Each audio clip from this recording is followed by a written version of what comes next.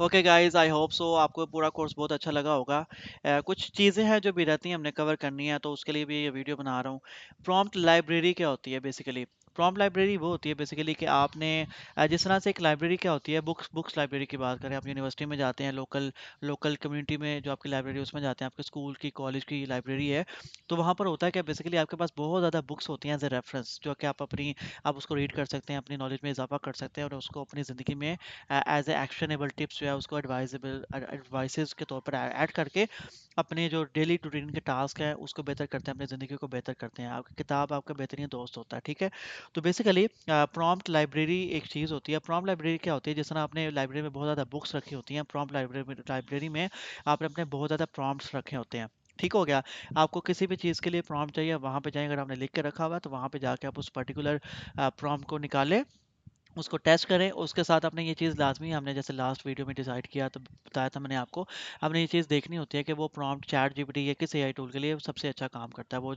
वो chat GPT हो सकता है, वो परप्लेक्सिटी हो सकता है, वो क्लॉड हो सकता है, ठीक है, वो कुछ भी हो सकता है। फॉर एग्जांपल लाइक अगर सोरा कुछ भी लाइक आपके ना ये आउटपुट पे भी डिपेंड कर रहा होता है कि आपका प्रॉम्प्ट की जो आउटपुट है ना वो सबसे अच्छी किस पे आएगी। अभी जो हमने लिंक्डइन कमेंट्स के लिए प्रॉम्प्ट लिखा था ना, ये मेरा चैट जीपीटी के ऊपर सबसे अच्छा परफॉर्म करता है, लेकिन इसकी लिमिटेशंस भी कुछ होती हैं, इसको बोलते हैं एफिशिएंसी। ठीक है, प्रॉम्प्ट लाइब्रेरी सबसे पहले ये हो गई कि आपने जितने भी प्रॉम्प्ट्स लिखे हैं उसको आपने लिख लिया, और प्रॉम्प्ट लाइब्रेरी के लिए बहुत सारी डिफरेंट वेबसाइट्स हैं। आप सिंपल उसे अपनी फ़ोल्डर पे भी बना के रख सकते हैं, डिफरेंट फाइल्स के फॉर्म में note pad plus plus use कर सकते हैं, ठीक है। लेकिन मैं उसे एक ऑनलाइन टूल है नोशन से, ठीक है, notion dot so I think, notion use करता हूँ। नोशन फेमस, आप गूगल पे सर्च करेंगे आपको नोशन मिल जाएगा। नोशन को यूज़ करता हूँ। नोशन का फ़ायदा ये है कि मैं उसको रिमोटली कहीं से भी एक्सेस कर सकता हूँ, उसके अंदर मैं एडिट भी कर सकता हूँ, ठीक है। मैं अपनी प्रॉम्प्ट लाइब्रेरी को ऑनलाइन ही एक्सेस करता हूँ, ऑनलाइन ही रखता हूँ, ठीक है।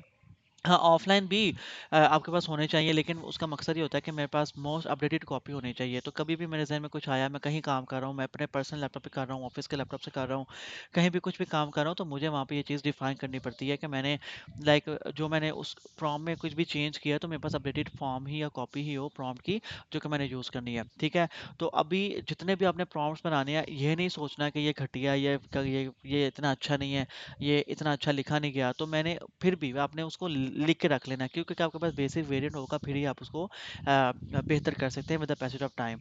दूसरा, प्रॉम्प्ट लाइब्रेरी का फ़ायदा क्या होता है बेसिकली कि फॉर एग्जांपल आपको कल को आपके पास टाइम नहीं है, आपके पास बहुत ज़्यादा शॉर्ट टाइम है, तो आप प्रॉम्प्ट लाइब्रेरी से भी प्रॉम्प्ट निकाल के यूज़ कर सकते हैं। दूसरा, प्रॉम्प्ट लाइब्रेरी में आपने एक टेबल बना लेना, टेबल के अंदर भी आप पेजेस ऐड कर सकते हैं नोशन के अंदर। उसमें आपने ये डिफाइन कर देना है कि इस प्रॉम्प्ट को यूज़ करने के लिए सबसे अच्छा टूल कौन सा है। मे बी फ्यूचर में आपको याद ना रहे, जैसे आपने वहाँ पे डिफाइन कर देना है कि मैंने इसको टेस्ट किया हुआ है, और जैसे हमने टेस्ट एडिटर देखा कि मैंने चैट जीपीटी पे टेस्ट किया था कमेंट वाला, चैट जीपीटी सबसे अच्छा परफॉर्म करता है। दूसरा, उसकी एफिशिएंसी क्या होती है? एफिशिएंसी ये होती है कि आप कितना इनपुट दोगे उससे कितना आउटपुट आएगा। मेरा जो इनिशियल प्रॉम्प्ट था वो आफ्टर 10 लिंक्डइन कमेंट्स के बाद काम करना छोड़ देता था, रैंडम, क्योंकि मेमोरी में सेव होता था। तो बोलते हैं रैक बेस्ड एप्लीकेशन। रैक क्या होती है? लोकल मेमोरी में सेव करता है, और वो उसको जो है बेसिकली रिफाइन करता जाता है। उसे जो पहली बात आपने पहली पोस्ट में बताई थी वो 10वीं तक उसे रेफर करेगा, इंक्लूडिंग पहले से लेके 9वीं तक, ठीक हो गया। तो ये प्रॉब्लम आती है उसमें। दूसरा, अभी उसके बाद जो मैंने इससे भी अपग्रेडेड प्रॉम्प्ट लिखा है ना, प्रॉम्प्ट उसकी एफिशिएंसी जो है ना वो काफ़ी काफ़ी ज़्यादा है एज़ कम्पेयर टू मेरा इनिशियल प्रॉम्प्ट जो था, ठीक हो गया। तो आपने प्रॉम्प्ट लाइब्रेरी बनानी है, उसमें टूल्स भी डिफाइन करने हैं, उसमें एफिशिएंसी भी डिफाइन करनी है कि आफ्टर इतने आइट्रेशंस जो है इसका आउटपुट जो है वो ख़राब होना शुरू हो जाता है, ताकि आपने जब उसको इम्प्रूव करना है तो आपको पता हो आपने उसको कैसे इम्प्रूव करना है, और उसमें इम्प्रूवमेंट की कहाँ गुंजाइश है। दूसरा, अगर आप एक ग्रुप बना लेते हैं दोस्तों के साथ मिलकर, और आप डिफरेंट प्रॉम्प्ट्स बनाते हैं, तो आपकी लाइब्रेरी में जब बहुत ज़्यादा लोग कंट्रीब्यूट करते हैं तो उसमें बहुत ज़्यादा चीज़ें आसान हो जाती हैं, ठीक हो गया। बाकी एक चीज़ का आपने ख्याल रखना है कि ऑनलाइन आपको बहुत ज़्यादा प्रॉम्प्ट्स मिल जाते हैं, लेकिन आपने उनके ऊपर रिलाई नहीं करना। Human in the loop always always in in the favour of humans actually. अगर आप खुद लिखेंगे, खुद यूज़ करेंगे, और फिर आप कहीं ऐसे ऐसी वेबसाइट पे जाते हैं जहाँ पे आपको प्रॉम्प्ट्स मिल जाते हैं, लेकिन मैं आज तक जिस वेबसाइट पे गया हूँ जहाँ पे ऑलरेडी प्रॉम्प्ट्स मिल जाते हैं, I really don't like them. उसकी रीज़न क्या होती है? उसकी रीज़न ये होती है कि वो उन्होंने अपने हिसाब से लिखे होते हैं, उसमें बहुत सारी चीज़ें कमी होती हैं। जिस तरह से मेरा कॉन्टेक्स्ट, मेरी सिचुएशन, मेरे रेफरेंसेज हैं, वो उनके नहीं हो सकते, और अगर मैंने उनको एडिट करना है तो उससे अच्छा है कि मैं अपना ही लिख लूँ। That's why I don't rely on any prompt library. और मैं अपनी प्रॉम्प्ट लाइब्रेरी कभी मैंने कभी किसी के साथ शेयर नहीं की, लेकिन प्रॉम्प्ट लाइब्रेरी का होना आजकल के दौर में, जनरेटिव एआई के दौर में बहुत ज़्यादा ज़रूरी है। तो आपने क्या करना है, अपने वक्त के साथ साथ जितनी भी आपकी प्रॉम्प्ट्स होंगे आपने उसको ज़रूर जो है वो प्रॉम्प्ट लाइब्रेरी में नाम, प्रॉपर नाम फॉर्मेटिंग के साथ जो है आपने सेव कर लेना है। आई होप सो आपको पूरा जो प्लेलिस्ट है हमारी वो अच्छी लगी होगी। फ्यूचर में मैं मज़ीद वीडियो भी इसमें ऐड करूँगा जिसमें मैं डिफरेंट प्रॉम्प्ट्स लिखना सिखाऊंगा आपको, ठीक है।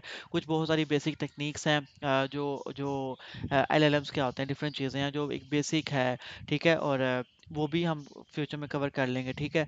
अभी के लिए जो है वो ये कोर्स जो है कंप्लीट हुआ, तो आई होप सो आपको बहुत अच्छा लगा होगा। मैं बहुत जल्द एक नई सीरीज़ के साथ दोबारा आऊँगा। तो आपने क्या करना है, आपको कभी भी कोई भी क्वेश्चन हो जिसके लिए आपको प्रॉम्प्ट चाहिए हो, तो आपने मुझे कमेंट में डाल देना है। तो मैं उसके भी पर्टिकुलर वीडियो बना के आपको जो है बेसिकली लिखना बता दूंगा कि इस सिनेरियो में मैं अगर लिखता तो प्रॉम्प्ट तो कैसे लिखता, ताकि मेरे पास जो नॉलेज है मैं आपको तक डिलीवर कर सकूं। दूसरा ये कि आपको वीडियो अच्छी लगी है तो लाइक को चैनल को सब्सक्राइब करें, बेल आइकन दबाएं, लाइक करें, सब्सक्राइब करें, कमेंट करें। और मुझे इजाज़त दें। आपके साथ बहुत अच्छा लगा। मैं बहुत जल्द कुछ नई सीरीज़ लाऊंगा। कोशिश करूंगा जनरेटिव एआई के ऊपर बात की जाए, पूरी एक वेब एप्लीकेशन या वो पूरी एक hugging face application using Grok, using different models, हम मैं आपको वो भी बनाना सिखाऊं। So I hope so you enjoy this as well. Thank you so much. Have a good day.